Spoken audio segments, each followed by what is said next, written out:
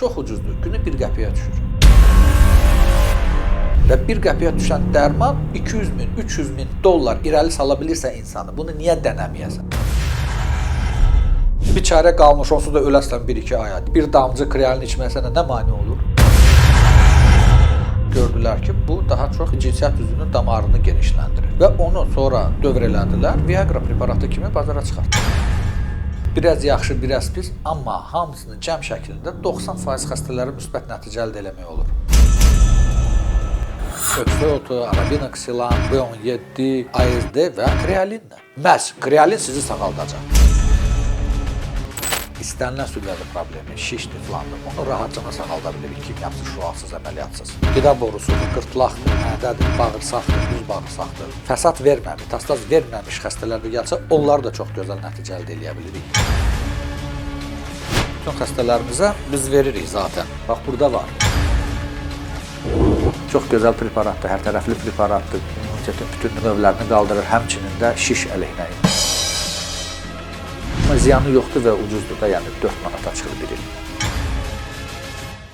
Biz heç vaxt xəstələnməyəcək və uzun ömürlü yaşaya bilərik.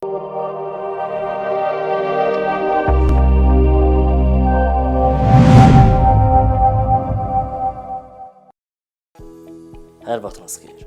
Bizim həkim layihəsində növbət təbə İbrahim Əsədli ilə müsahibəyə gəlmişik. İbrahim Əsədli Valiologiya və İnteqrativ Tərbiyyat Mərkəzinin rəhbəri, naturopat onkopsixoloqdur. Hər dəfə müxtəlif suallar ünvanlayırsınız ki, mən onları İbrahim bəyə ünvanlayım və o da öz fikirlərini açıqlasın, cavab variantlarını bildirsin. Yenə də əlində bir xeyli sualla gəlmişəm, amma bu dəfə bizim özümüzə də maraqlı olan bəzi xəstəliklərlə bağlı suallar var ki, onları da həkimimizə ünvanlayacağıq. Hər vaxtınız xeyir İbrahim bəy, necəsiniz?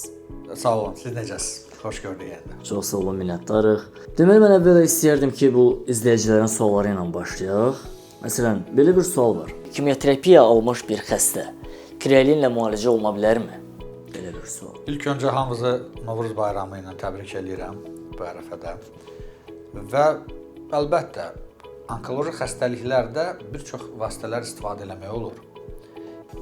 Həmişə biz bildirmişik ki, iki cür yanaşma var. Rəsmi yanaşma var və naturopatik yanaşma var. Rəsmi yanaşmada 3 üsuldur: cərrahiyyə, kimya, şua və bütün fikir yönəlibdir şişin yox olmasına. Hansısa yolla kəsmək, zəhərləmə, ya yandırmaq. Bu lazımdır, amma bu müalicə deyil. Şişi kəsməklə proses yoxa çıxmır, şiş prosesi bədəndə. Yenidən yarana bilir, metastaz verə bilir, residiv verə bilir, təkrar baş verə bilir. Kökünü yığışdırmaq lazımdır. Rəsmi onkologiya kökünü bilmir, səbəbini bilmir. Naturopatik onkologiyada, doğru onkologiyada 500-dən çox üsul var. Biraz yaxşı, biraz pis, amma hamısını cəm şəklində 90% xəstələri müsbət nəticə əldə eləmək olur. Rəsmi onkologiya 2% xəstənin nəticə əldə eləyə bilir, naturopatik onkologiya 90%. Niyə görə bu effektli üsulları rəsmi protokollara salmırlar? Bunu artıq dəfələrlə başa salmışıq. Amma fakt, inteqrativ onkologiya mərkəzləri var dünyada və onlar çox gözəl nəticə əldə eləyə bilirlər. Müxtəlif üsullarla. Öksü otu, arabinoksilan, B17 və ASD və krealinlə. Krealin problemi nədədir?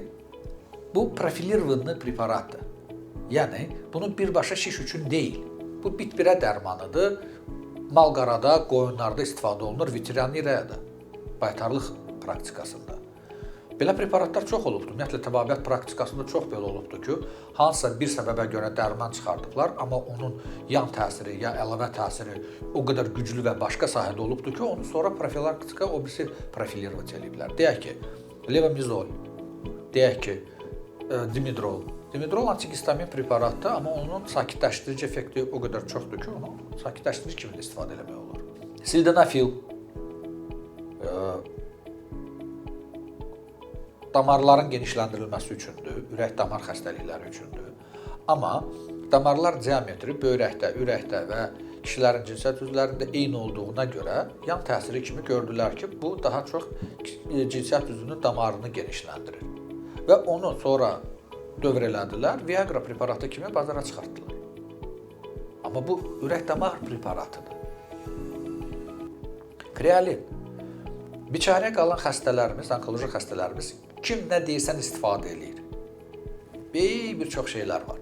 kerasin içən kim, urinoterapiya istifadə edən kim, krealin istifadə edən kim, ölən ölür, qalan da deyir ki, filan şeydən sağaldım. Burada nədir, niyə görə bunu istifadə eləmək olur? Birincisi, o dozировkadakı hansın ki, biz deyirik, bir damcı ilə, o bir zərər verəsi deyil. Kəskin iyi var, ona görə də onu hər kəs içən deyil. Və üçüncü səbəb, çox ucuzdur, günü 1 qəpiyə düşür. Və 1 qəpiyə düşən dərman 200 min, 300 min dollar irəli sala bilirsə insanı, bunu niyə dənəməyəsən? Maksimum sənə kömək eləməyəcək də. Güya ki, zaten nə qarışsan ki? Bir çarə qalmış, onsuz da öləsən 1-2 aya, deyək ki. Sənə o bir damcı krealin içməyə sənə nə mani olur? Hə, bilmirsən sağalacaqsan ya yox. Bunun üçün xüsusi tədqiqat aparmaq lazımdır. Amma kimdir onu aparan? Kimdir milyardlarla pul xüsusi bu tədqiqata sərf eləyən? Oliqarxlar mı? Yox. Beynəlxalq imperialistlər mi? Yox. Kimin nəyinə lazımdır insanların sağlığı ki? Ona görə də əlbəttə ki, içmək olar. Amma o fikirlə yoxdur ki, iminə məhz krealin sizi sağaldacaq. Sağaltmaya da bilər, kömək eləməyə də bilər. 10% düşərli deyil. Bir ilə biz 100 min xəstəyə baxmışıqsa da, 10-90 mini krealin istifadə edib rahatlaşır, yaxşı olur, müsbət ol, nəticə alır. 10 mini yox. Yəni 10% neyinsən elə yaxşı ola bilmir. Amma bu yaxşı göstəricidir. 2%-ə baxanda 90% yaxşı göstəricidir. Buna görə əlbəttə ki, istifadə etməyə dəyər. İbrahim bəy, bir izləyicimiz yazıb ki, bəs əvvəllər də mən bu sualı vermişdim. Mənim başımda ocaqlar var, yandırdım ancaq maye yığılır. Bundan bir dəfəlik çıxış yollarını soruşur. Beyin, baş məsələləri bizim üçün çox çətindir. Bugün bizim avadanlığımız yoxdur. Biz Almaniyada, praktikalarda, konferanslarda olanda orada çox gözəl nəticələr görə bilirik. Onların üsulu ilə hipertermiya deyilən bir üsul var. Biz daima bu haqqında demişik. Amma Azərbaycanda bizdə o yoxdur. Ona görə də bu dəqiqə bizim imkanımız yoxdur belə bir xəstələrə kömək eləmək. Amma kimdə ki süd vəzində problem var, istənilən süd vəzi problemi, şişdir filandır, onu rahatcana sağalda bilirik, kimyasız, şüasız, əməliyyatsız. Şərtdir ki, ilkindən kimdə ki süd vəzində problem oldu, birinci bizə gəlsin. Mədə bağırsaq, qida borusudur, qırtlaqdır, mədədir, bağırsaqdır, düz bağırsaqdır. Fəsad verməmiş, yayılmamış, metastaz verməmiş xəstələrdə gəlsə, onlar da çox gözəl nəticə əldə edə bilirik. Amma sümükdür, qaraciyərdir, beyindir, burada çox çətindir. Qan xərçəngini də indi də yaxşı tənzimləyə bilirik. Amma yayılmış şəkildə sümüklərə vermiş ilik dəyişməyəsinə ehtiyac olanadır. Ona da çatdıra bilmirik. Avadanlığımız olsun, personalımızı yetişdirək, onu da eləyə bilərik. Amma hal-hazırda bugün çatdırmırıq. Həkim, başqa bir izləyicimiz yazıb ki, çox xahiş edirəm doktordan soruşun ki, asidi fraksiyası 2-nin içmə qaydasını desin. Xahiş edirəm, yadınızdan çıxmasın. Anam onkoloji xəstədir, çox da ağır yox. Əməliyyat olub 1 il əvvəl, kimyoterapiya alıb. Keçən il yayda cüzi onkomarker qalxmışdı, kimyoterapiya yazdılar 6 kurs. Bizim imkanımız olmadı, 4-cüdən sonra müalicə yarımçıq qaldı və keçdik asidi fraksiyasına, ikincisinə. Allah təvəkkül eləyib bu dərmandan istifadə edirik, amma istifadə qaydasını bilmirik, necə içməlidir, dəqiq olsun. Bizdə bütün xəstələrimizə biz veririk zaten. Bizim burada tövsiyə vərəqələrimiz var ki, orada ASD-nin içməsi də burada yazılıbdır. Burada var. Bunu tərcümə eləmişik. Rus dilindən, digər dillərdən hamısını tərcümə eləmişik. Burada bir neçə sxem növləri var. Ən uygunu bu sxem növüdür, hansı ki müəllif özü deyibdir. Digər sxem növü də var ki, burada göstərilibdir. Bunu da eləmək olar. Kim bizə gəlirsə, kim WhatsApp-a yazırsa, bunu PDF şəklində, Word şəklində göndərə bilirik. Canlı gələn xəstələrdə bunu hamısına veririk, havayı veririk. Amma video üçün deyirəm, ən yaxşı variant 5 damcıdan başlamaqdır. Bunun da kəskinliyi var. Bu da 40-cı illərdə çox gözəl preparat idi. Bunu baytarlıqda istifadə edirlər kəskin iyinə görə. İnsanlar özlərinə rəva bilmədiyini heyvanlara rəva bilirlər. Halbuki heyvanların iyi bilmək qabiliyyəti daha üstündür. Son 1-2 ildə bu preparatın şamı da çıxıbdı, kapsulası da çıxıbdı. Rusiyada, Ukraynada, digər ölkələrdə. Şamı bizdə var, onu burada yoxdur. Damcısını nətər istifadə eləmək olar? Ucuz bir preparatdır. 5 damcı. O da 0,1 milli eləyir. 1 milli bu qədərdir, 0,1 bu qədərdir. Flakon qapağını açmadan şprislə çəkmək 1 milli bir xətt. Suyu stəkana töküb, şpritsi suya içinə daxil edib altında boşaltmaq ki, havaya təmas olmasın. Sonra da içmək. Gündə 4 dəfə yeməkdən əvvəl. Saat 8-də, 16-da, 8-də, 12-də, 16-da, 20-də. Bunları bax belə qaydada içmək. Və hər həftə deməli 5 gün içib 2 gün fasilə və hər həftə 5 damcı qaldırmaq. Bəzi hallarda ağır xəstələrdə bu rejimi biraz tezləşdirmək olar. Yəni hər gün biraz 0,1 qaldırıb 10 gün ərzində 1 milliyə çatdırmaq və 50 gün ərzində 2 aya 5 milliyə çatdırmaq. Və 5 millidən yuxarı eləməmək. Çünki 5 milli çoxdur və xüsusi nəzarət tələb edilir. 0,1 çox küçük bir balaca bir dozadır, onu ehtiyac yoxdur nəzarətdə saxlamağa. Sadəcə hər insanın orqanizmi fərdi olduğuna görə gərək baxaq görək nətər təsir edir. Çox gözəl preparatdır, hər tərəfli preparatdır, immunitetin bütün növlərini qaldırır, həmçinin də şiş əleyhinə immuniteti qaldırır. O cəhətdən kompleks preparat kimi çox gözəl işimizə yarayır. Şam şəklində həm sistemik təsir göstərir, həm yerli təsir göstərir. Qadınlara, kişilərə, proktoloji, ginekoloji xəstəliklərdə çox yaxşı bir vasitədir və güvənlimiz vasitədir. Əlbəttə ki, tək bu bəs eləmir. Əgər bütün hər şeydən keçibsən, heç nə eləmirsənsə, tək ümid edirsən ki, ayızda kömək eləyəcək, kömək etməyə də bilər. Amma ziyanı yoxdur və ucuzdur da, yəni 4 manata çıxır bir ili. İstifadə eləmək olar. Aydındır. Digər bir izləyicimiz yazıb ki, mənim həkimə bir sualım var. Lipoma pi şiş vəzlərini necə aradan qaldırmaq olar və ya elə eləmək olarmı ki, bu pi vəzləri artmasın? Lipomalar, bəli, piciklərdir. Dəri altında pi toxumasında yaranmış bir düyüncükdür. Xoş xəstəlidir, çox vaxtı artmır.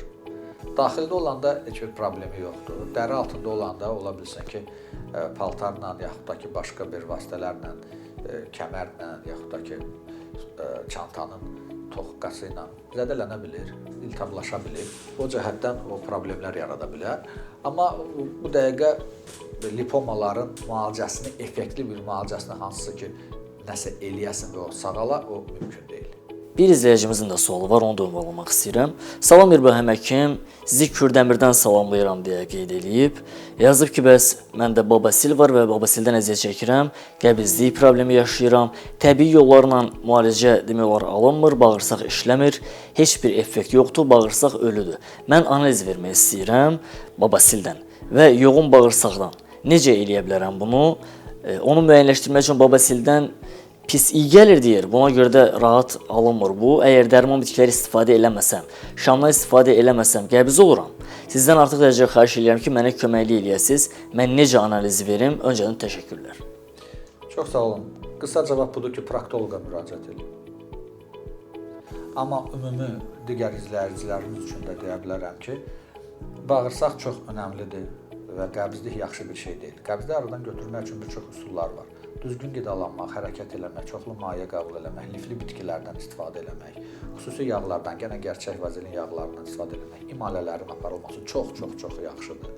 Həm dediyim, yuxarıda biraz adı çəkdiyim ayızda şamları da həmən o bağırsağa çox gözlü kömək eləyir. Babasilə də həmçinin, qəbzliyə də həmçinin.